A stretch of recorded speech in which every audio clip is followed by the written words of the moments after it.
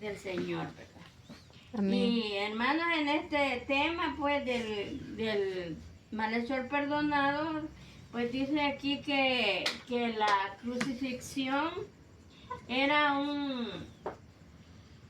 el castigo más duro que le podían dar a un ser humano y más humillante, ¿verdad? Sí. Porque ese castigo los romanos lo hacían con aquellos pues subversivos que se levantaban contra el imperio romano, que hacían como levantamientos, ¿verdad? Queriéndose oponer al régimen romano. Entonces a estas personas les tocaba la pena de muerte y la manera de morir era crucificados. Entonces vemos que ahí, hermanos, al Señor Jesús lo juzgaron como un criminal, como un delincuente, como un subversivo, alguien que quería oponerse, ¿verdad?, al imperio romano.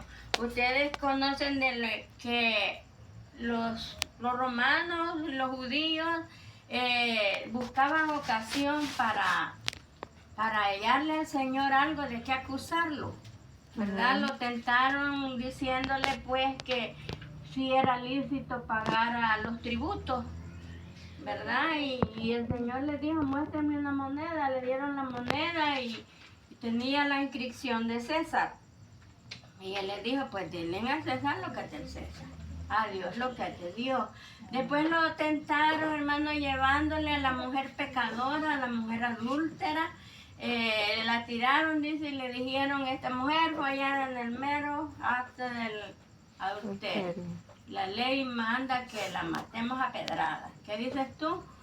Pero ellos lo hacían para que él pues decía, si decía pues que no la debían matar, pues se estaba poniendo la ley romana. Y si decía pues que sí había que morir, entonces decían pues no tienen misericordia. De manera que ellos de cualquier manera trataban de agarrarlo a él para matarlo. Ese era el propósito de ellos, acabar con él solamente porque él se decía ser hijo de Dios, ¿verdad? Porque venía, decía él, de arriba. Entonces los judíos y los romanos no soportaban la idea de tener otro rey, ¿verdad? Ellos tenían al César. Y los judíos, pues ellos esperaban un rey, pero un rey que saliera a la guerra con ellos, no un rey que viniera hablando de amor, de paz, de perdón, como lo hizo el Señor Jesús, ¿verdad? Entonces, de manera que ni con los judíos ni con los romanos el Señor estaba de acuerdo. Y bueno, como no hallaron de qué manera acusarlo, pues ahí dice que buscaron testigos falsos, que dijeran cosas que el Señor no hacía para condenarlo. Y bueno, y fue, dice, crucificado entre dos malhechores, ¿verdad? El Señor fue crucificado en medio de dos hombres que en realidad estaban ahí porque sí merecían el castigo que les habían impuesto, ¿verdad? Y entonces dice que uno de los dos pues reconoció que el Señor no tenía por qué estar ahí, ¿verdad? En cambio el otro ese lo injuriaba, le decía, se burlaba de él. Tú que salvas a otros, sálvate a ti mismo, sálvanos a nosotros. Si pudiste hacerlo con otro, me imagino que lo hostigaba diciéndole cosas, porque hermano, a veces el ser humano tiene el corazón tan endurecido que aunque oiga las maravillas que Dios ha hecho y aunque vea los milagros, él sigue oponiéndose a lo que es la palabra del Señor. Y ese hombre que lo injuriaba, él era culpable de estar ahí, pero él le decía, sálvanos. Si salvas a otro, sálvate tú mismo también. Y nos salvas a nosotros y se acabó, ¿verdad? Entonces el otro, pues, la misericordia de Dios lo alcanzó. Y él reconoció que el Señor no era culpable y que podía hacer un milagro, ¿verdad? Pero él solamente le dijo al otro, no te pesa, le dijo, estar en la misma situación que él, no temes a Dios. Entonces él le dijo, nosotros le dijo, merecemos lo que estamos sufriendo, pero ningún mal ha hecho, ¿verdad? El hombre reconoció que Jesús seguramente había oído lo que el Señor hacía, lo que el Señor hablaba, y esa misma palabra y esa misericordia de Dios lo hizo, pues que en su corazón él sintiera arrepentimiento de lo que había hecho. Él sabía que la muerte era inevitable, ya estaba dictada la sentencia que así iban a morir.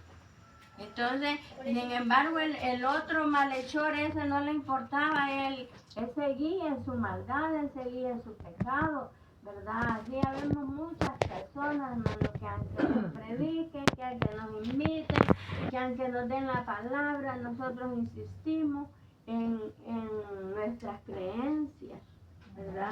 El Señor no quiere, hermano, que nadie se pierda. Y por eso es que se predica la palabra.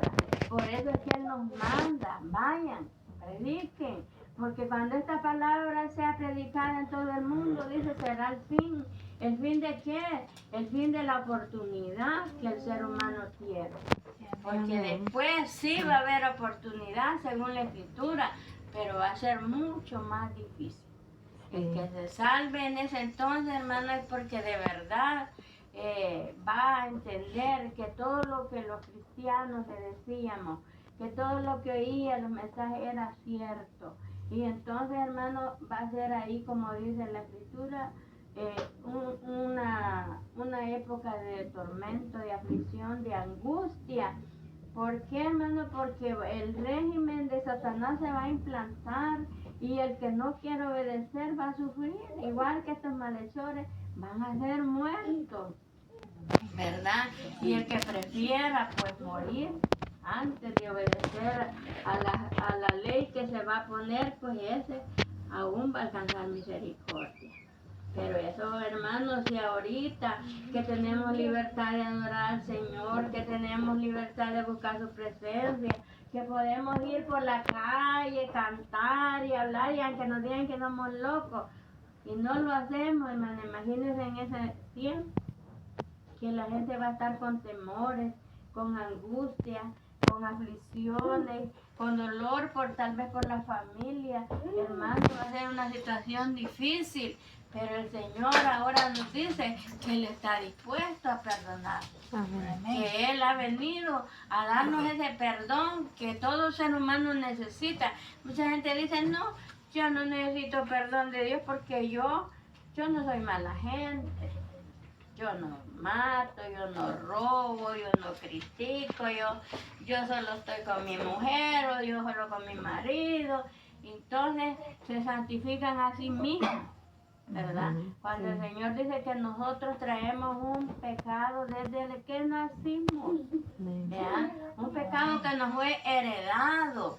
No es que nosotros lo hayamos querido, se nos heredó y de ese pecado necesitamos nosotros ser perdonados. Amén. Porque ese pecado que heredamos es el que nos impulsa a los malos pensamientos, a los malos deseos, a odiar, a desearle mal a nuestro prójimo. Dios no quiere eso. Él nos ha venido a demostrar su amor y lo demostró con hechos. Porque no anduvo diciendo yo para qué voy a morir por esto si ni me lo van a agradecer, ¿verdad? Estaba en la cruz y el Señor estaba orando por nosotros, diciéndole al Señor, perdónalos, estos no saben lo que están haciendo. Después se van a arrepentir de haber actuado así.